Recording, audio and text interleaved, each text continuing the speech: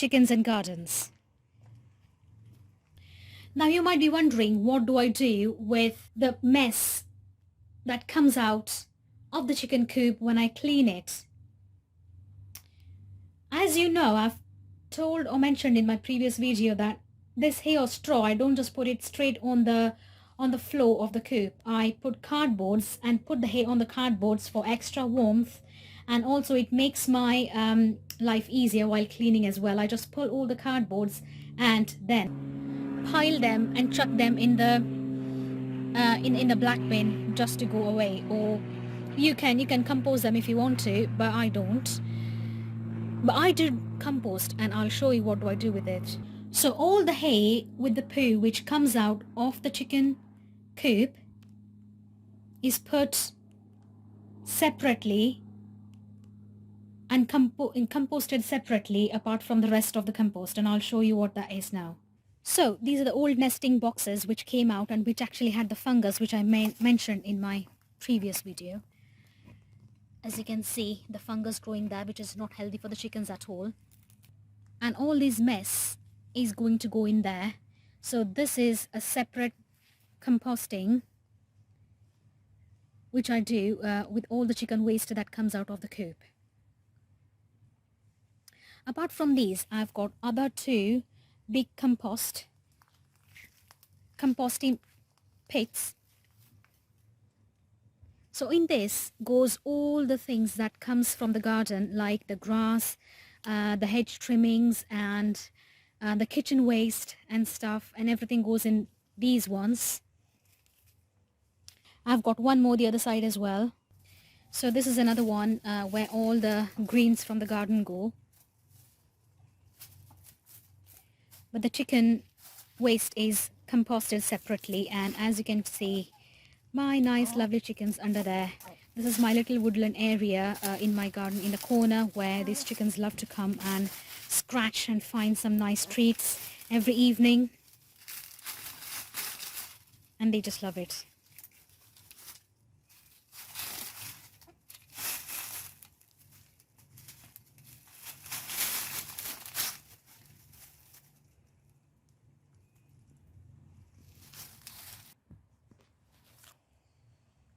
So as you can see, this is the topmost layer, and I'm just going to find out what has happened underneath, because I've been composting this for about a year exactly now.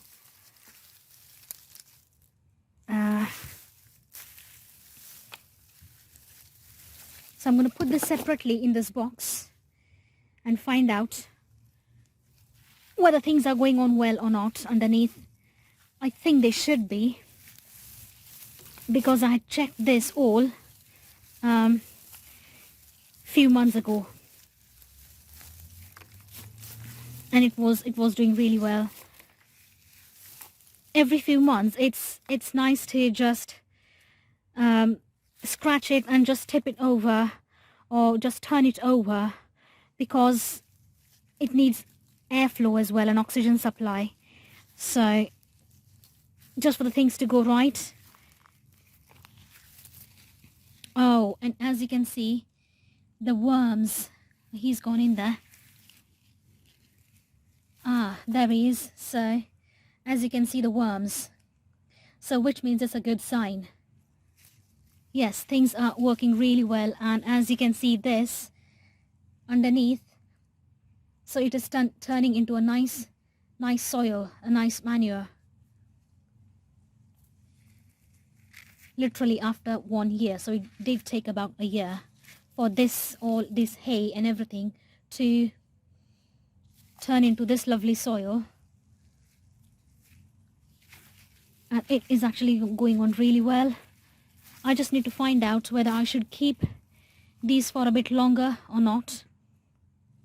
But as you can see, it's turning into a nice soil, and I do everything organically. We do not buy any chemical feeds or fertilizers or anything for our garden plants, for our veg patch or any other plants in the garden. Everything is done here.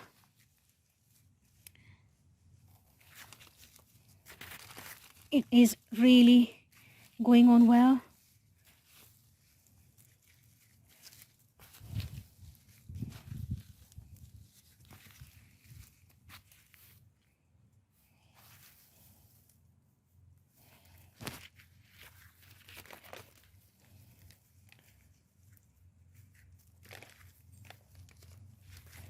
Yes, I think it's all going on really well. And as you can see, for the airflow, which is so important, because otherwise it might start fungal growth, which is not good. Because of fungal growth inside the compost can be many different types. Some can be an unhealthy fungus growth because of improper air supply or airflow. And as you can see, this little tub has got all these holes here for airflow as well. So it's really important that when it's decomposing, it needs a proper air supply as well and airflow as well. So it helps in making a really nice compost. And I'm standing right next to it and it doesn't stink at all. Doesn't stink, and this is a really good sign. If your compost smells, which means something has really gone wrong, it is not doing well. But this is not smelling at all. And there are lots of worms in there, which means it's really good sign that it is decomposing really well. But it is still not yet ready. But this can still be used in the garden.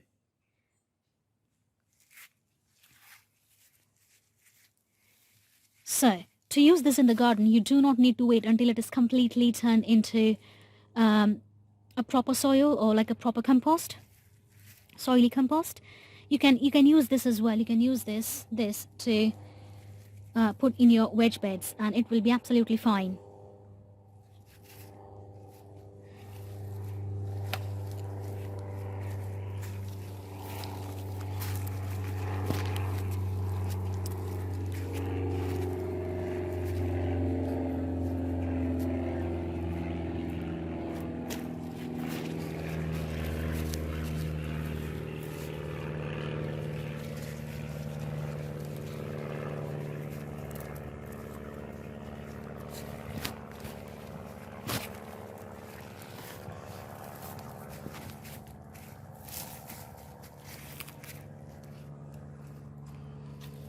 So I'm going to leave this top layer as it is. I'm going to tip this in there.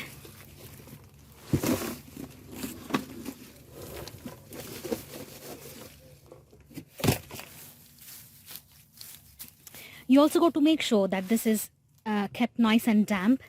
If there are weeks without any rain, then you should spray it with water or sprinkle water on it, and make sure it's not just sprinkle water, but make sure it is thoroughly made wet.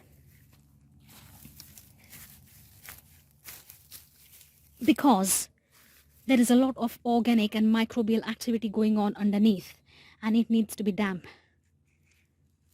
If it dries up, the microorganisms which are working to decompose will not survive. So it needs to be damp. So you got to make sure you got to keep an eye on it to make sure that it doesn't dry up completely in especially summer. If you are living in countries where there is excessive summer and excessive heat, then you got to make sure that this is kept wet and damp. Also make sure that it is in the shade, not in the sun. Any composting needs to be in the shade.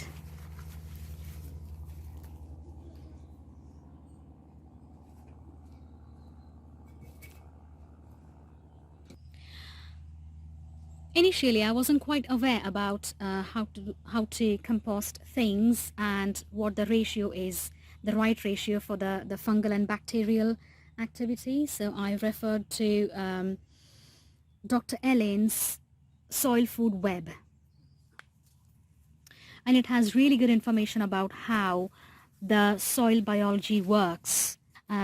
To know how many different types of microorganisms actually start forming inside here, and the whole map of who eats what. Out, I think a couple of months ago, we had to turn over this compost as well because I could smell something, and with the smell, I just realized something is not quite right. So when we started turning over, I could find some white fungal growth going on, growing in the compost, a white layer with a hairy stuff, and I thought this is not right, and it was smelly as well. If I come across again, then I will send or put some pictures as well what it looks like, because not all white growth means unhealthy fungal growth, because some means a healthy mycelium growth as well. So you need to know, although it is white, it could be a healthy mycelium growing or it could be an unhealthy fungal growth. So I'll send some pictures of unhealthy fungal growth when it happens. As you can see, there are lots of ants, but that's fine. It's a part of it's a part of composting, and they will not do anything. They've laid some eggs there, but all this is a part of ecosystem, how everything goes on. It's a cycle. I will just leave them there because we usually spot a lot of little tiny birds coming here, and they need something to eat. So this is the ants, and the eggs are going to be their treat probably, because we see lots of little tits, robins coming here, and lots of other little birds, magpies, and they usually I see them sitting on this compost, and I'll just leave it here for them to treat on it and feast on it. This is my greenhouse. You can see it looks like a little mini rainforest, and it's pretty green and everything is growing really wild. It's only because of the chicken manure which I've put in here. You can see in these beds, I put a lot of chicken manure, and everything that comes out from the coop after cleaning, I put them here as well, because this straw helps to reduce the evaporation after watering. If the soil is left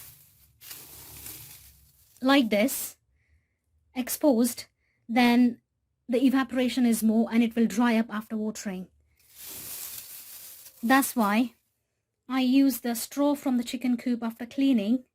I just put it here, and that first thing, it stops the evaporation and helps to keep the soil moist and damp. Also, it decomposes because it contains a little bit of a chicken poo as well, which decomposes, and that turns into a lovely manure and a lovely nutrition for the plants to grow. And that's why you can see this one potato plant has grown really wild and taken over the whole bed. And all my tomatoes are growing so well. I'm so pleased with it. And you can see, oh, it's lovely. And some of the tomatoes growing down there, it's really amazing. And you can see the straw is in this bed as well, and I cover all the beds with the straw, and it helps a lot because it provides a lot of nutrition as it decomposes as well. So these plants do not get any other feed apart from the chicken manure and everything, and the compost that comes from the compost bins.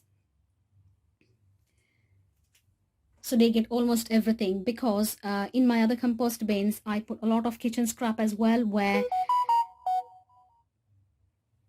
which includes the eggshells and banana peels, which also gives them a lot of calcium and potassium, which plants need to produce fruits.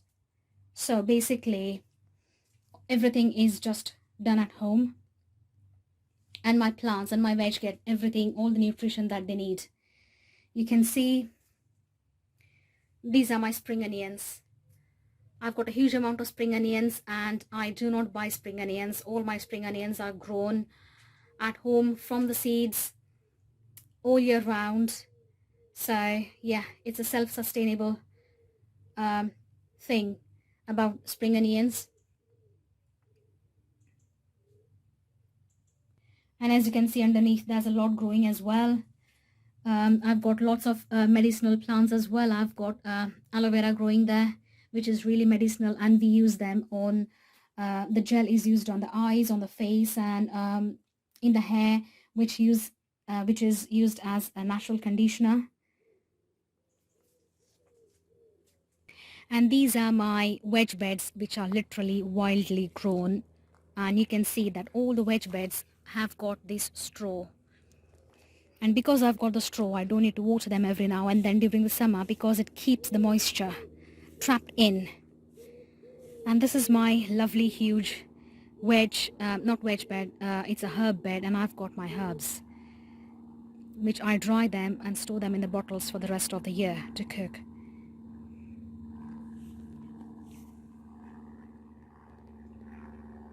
These are tomatoes and corn growing outside. And as you can see how it has grown so wildly, only because of all the nutrition that it gets from the homemade compost and manure. My potatoes are almost ready. And you can see this bed has got the straw, the hay coming from the chicken coop as well.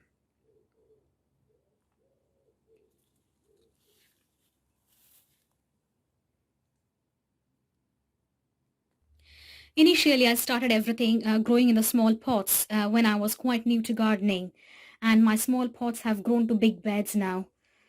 So this is how you can start small and grow big. You can start experimenting things in the small pots. As you can see, I've still got lots of pots, so start experimenting, growing stuff in the small pots, and then you can grow them big into big wedge beds. It really helps to understand what actually happens to everything as it grows, and how the composting and the compost actually works on the plants. If you would like any more information about how to make your own compost at home and how to use the compost in the right proportion for the plants, please do ask. Quite a few people ask me about, should we put the cooked food in the compost, and the answer is no, because cooked food is different. Cooked food contains lots of oils, and oil should not be gone in the compost bins at all, because that spoils the decomposing. The bacteria and fungi will not start growing in where there is cooked food or oil. So anything that goes in a compost bin has to come naturally from the nature. It could be any kind of natural things like vegetable scraps, leftovers, or the fruit peels, absolutely anything. But please make sure the cooked food doesn't go in the compost bins. Also, there was one member who was asking me about why does the food bin smell and why do the compost bin do not smell.